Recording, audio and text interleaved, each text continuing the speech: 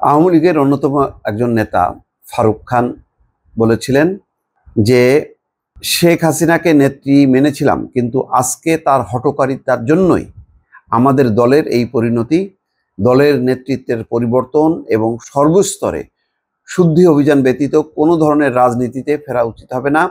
শেখ হাসিনার আওয়ামী লীগ আর চাই না, বঙ্গবন্ধুর আওয়ামী লীগ ফেরত চাই। জয় বাংলা, জয় বঙ্গবন্ধু। এই মর্মে এক ফারুক খানের ভেরিফাইড ফেসবুক পেজ থেকে একটি বক্তব্য ছড়িয়ে পড়ে, রীতিমতো ভাইরাল ছিল। এরপরই টনক নড়ে যে কিভাবে সম্ভব, ফারুক খান কারাগারে থাকা অবস্থায় তার ফেসবুক পেজ থেকে তিনি কিভাবে এই পোস্ট দিতে পারেন। কারা কর্তৃপক্ষের উপরে চাপ পড়ে, কারা কর্তৃপক্ষ শেষ পর্যন্ত বিবৃতি দিয়ে জানাতে বাধ্য হয় ফারুক খানের ফেসবুক পোস্টটি কারাগার থেকে দেওয়া সম্ভব নয়। তাহলে কি কারাগারের বাইরে অন্য কেউ ফারুক খানের ভেরিফাইড ফেসবুকের পেজটি পরিচালনা করছে? এমন কিন্তু সন্দেহ সামনে চলে আসলো। কারা কর্তৃপক্ষ তার নিজের নিরাপত্তার স্বার্থে তিনি এই কথাটি বলছেন। এই নিয়ে একটি ধাঁধা তৈরি হয়েছে, বিভ্রান্তি তৈরি হয়েছে। আবার কেউ কেউ বলছেন যে এইটি হ্যাক হয়েছে, সেভাবে কিন্তু কোনোটাই এখনো পরিষ্কার না। কারা কর্তৃপক্ষ বলছে সোমবার ফারুক খান নামে একটি ফেসবুক আইডির এক পোস্টের স্ক্রিনশট সামাজিক যোগাযোগ মাধ্যমে ছড়িয়ে পড়েছে।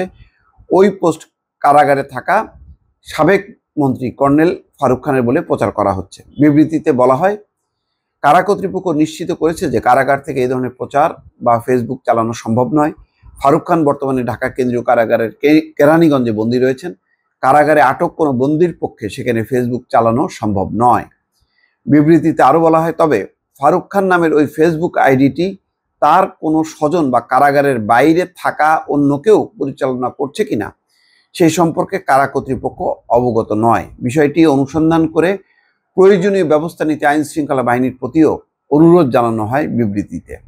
এখন আইন শৃঙ্খলা বাহিনী আসলে বের করতে পারবে যে এটি ফারুক খান নাকি ফারুক খানের বাইরে অন্য কেউ পরিচালনা করছে। তো যাই হোক, খুব ইন্টারেস্টিং ফারুক খানের ওই ফেসবুকটি। তিনি বলছেন আবার যে অনেক চেষ্টা করে অনলাইনে এসছে, মানে মনে হচ্ছে যে তিনি কারাগারেই আছে। বলছেন যে জেলের চার দেয়াল আমাদের নিজ সত্তার সামনে দাঁড় করায়, চার দেয়ালের মধ্যে থেকে আমাদের অনেক বিবেককে সামনে নিয়ে আসে। অনেক কিছু বলতে চাই, কিন্তু এখন সবই বলতে পারছি না। শুধু এইটুকু বলবো, শেখ হাসিনাকে নেত্রী মেনেছিলাম, কিন্তু তার হঠকারিতার জন্য এই পরিণতি। গত 14 অক্টোবর রাজধানীর ক্যান্টনমেন্ট এলাকা থেকে সাবেক বেসামরিক বিমান পরিবহন ও পর্যটন মন্ত্রী মোহাম্মদ ফারুক খানকে গ্রেপ্তার করা হয়।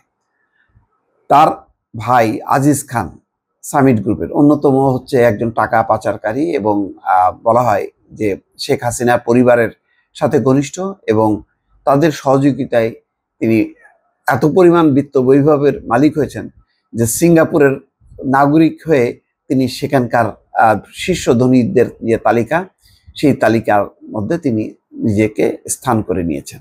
এবং সবই বাংলাদেশে বিদ্যুৎ জ্বালানি খাতে যে লুটপাট, সেই লুটপাটের অন্যতম একজন নায়ক তিনি, যিনি এখন এই পরিস্থিতি বা এই পর্যায়ে উন্নীত হয়েছে।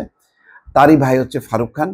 ফারুক খানও সামিট গ্রুপের সরাসরি মানে কোনো পরিচালক বা অংশীদার না হলেও বলা হয় যে এই সামিট গ্রুপের সাথে ওতপ্রোতভাবে জড়িত ফারুক খান।